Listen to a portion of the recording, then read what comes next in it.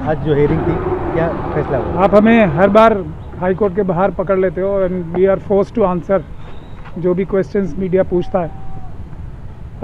आज एक मेंटेनेबिलिटी के इशू पे भी बहस था और मेरिट्स पे भी बहस था।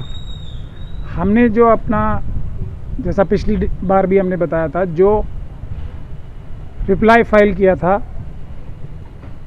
सरकार के सारे अधिकारियों ने और एग्जीक्यूटिव इंजीनियर साहब ने, वो सारा के बेस पर हमने अपना रिजॉइंडर फाइल किया था। रिजॉइंडर में हमने ये लिखा था कि हमारा केस अब ये रिजॉइंडर फाइल करने के बाद और बहुत ज़्यादा मजबूत हो गया है, क्योंकि इस बात को रिजॉइंडर में मना ही नहीं किया गया है कि बैंक गारंटीज फोर्ज हुई थी या नहीं हुई थी।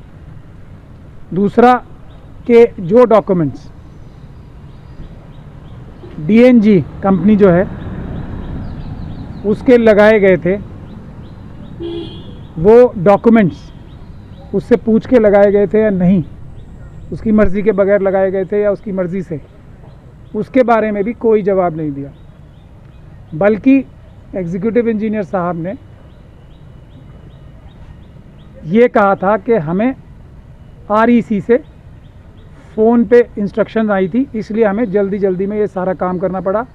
इसीलिए हमें ई टेंडर करने के लिए भी उनको जल्दी थी, और ई टेंडर का एक सबसे बड़ी वजह ये बताई गई कि इंटरनेट कनेक्शन नहीं था। ये सब चीज़ें जब रिकॉर्ड पे आ गई, लेकिन उससे भी महत्वपूर्ण बात ये थी कि जो डॉक्यूमेंट्स लाइसेंस के फाइल किए गए थे, वो ऑफ अटॉर्नी जवाब में लगाई थी सरकारी अधिकारियों द्वारा, वो भी फोर्ज थी। तो हमारे पास अब सबूत बहुत और भी ज़्यादा हो गए पहले से भी, एक बात। दूसरी बात यह कि जो फिज़िकल वेरिफिकेशन पिटिशनर काकू पोतुम ने जाके जगह जगह की थी, उस वेरिफिकेशन में भी ये बात अब साफ निकल के आ गई है कि ज़मीन पे भी ये प्रोजेक्ट इम्प्लीमेंट ही नहीं हुआ। हालांकि कई मीडिया के हमारे साथियों ने एक जगह या दो जगह का या तीन जगह का लेके जो दिखाया था, सेलेक्टिव रिपोर्टिंग जो हम कहेंगे, वो मीडिया का मेरे ख्याल से बहुत बड़ी गलती था।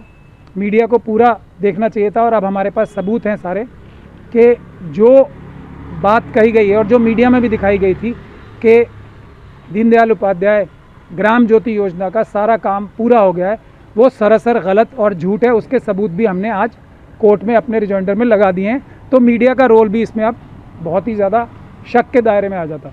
तो इस पे भी मेरे ख्याल से हम लोग आगे से कहेंगे कि इन्वेस्टिगेशन होनी चाहिए कि किस प्रकार से मीडिया भी करप्शन को बढ़ाने में, एक पोर्शन ऑफ मीडिया साथ दे रही थी। तो ये भी एक एस्पेक्ट इन्वेस्टिगेशन का हो जाएगा। इसके अलावा जो सरकारी पक्ष था एडवोकेट जनरल साहब ने कि कल का, उसमें ये कहा कि जो ये सब सरकारी अधिकारी जिनके ऊपर इल्ज़ाम लगाए जा रहे हैं करप्शन के, उनको सरकार ने, कॉम्पिटेंट अथॉरिटी ने सैंक्शन देने से ही मना कर दिया। अगर आम आदमी की भाषा में इसका अगर तर्जुमा किया जाए या ट्रांसलेशन किया जाए, तो जो सरकारी अधिकारियों ने, जिनके ऊपर इल्ज़ाम है चोरी करने का, पब्लिक का पैसा चुरा के डाइवर्ट करने का, प्रोसीजर फॉलो ना करने का, उसको सरकार ही इन्वेस्टिगेट नहीं कराना चाहती, बल्कि उसके रास्ते में रोड़े अटकाना चाहती है, जो भी ज़्यादा से ज़्यादा सरकार कर सकती है। चीफ मिनिस्टर साहब जो ये कहते हैं कि ज़ीरो टॉलरेंस फॉर करप्शन, ये बिल्कुल ही झूठ साबित हो गई। क्योंकि अगर करप्शन का शक भी होता है तो कोई भी लीडर या सीनियर ऑफिसर उसको खुद पर्सनल इंटरेस्ट लेके करप्शन को रूल आउट करना चाहिए। इसमें उल्टा हो रहा है कि करप्शन को दबाने की, छुपाने की और डिस्ट्रॉय करने की और इन्वेस्टिगेशन ना करे जाने की कोशिश जो है हाईएस्ट लेवल से, अब क्योंकि ये केस चीफ मिनिस्टर साहब के नीचे से तो डिसाइड नहीं हो रहा होगा, आप सबको पता है, इतना मीडिया में भी आ चुका है अब तो, और ये पीएल इतनी डेट, 3 डेट्स पड़ चुकी हैं, तो हाईएस्ट लेवल से इसको रफा दफा करने की कोशिश हो रही है। तो इस बात पे जज साहब ने ये कहा है, ये जो आपने एक पन्ने का लेटर 8 यानी कि कल का अदालत में फाइल किया, इसके अंदर लिखा हुआ है कि सारा मटेरियल जो हमने स्टडी किया, वो सारा मटेरियल दिए बगैर आप ये लेटर फाइल जो किया है आपने, वो सारा मटेरियल जिसके ऊपर बेस करके आपने ये फैसला किया है कि जिन अधिकारियों के ऊपर करप्शन के चार्जेस हैं या दूसरे लोगों के ऊपर करप्शन के डॉक्यूमेंट फोर्ज करने के, झूठी बैंक गारंटीज बनाने के और दूसरे इल्ज़ाम हैं, उनके उन सारे चीज़ों को, उस सारे मटेरियल को भी कोर्ट में फाइल करें।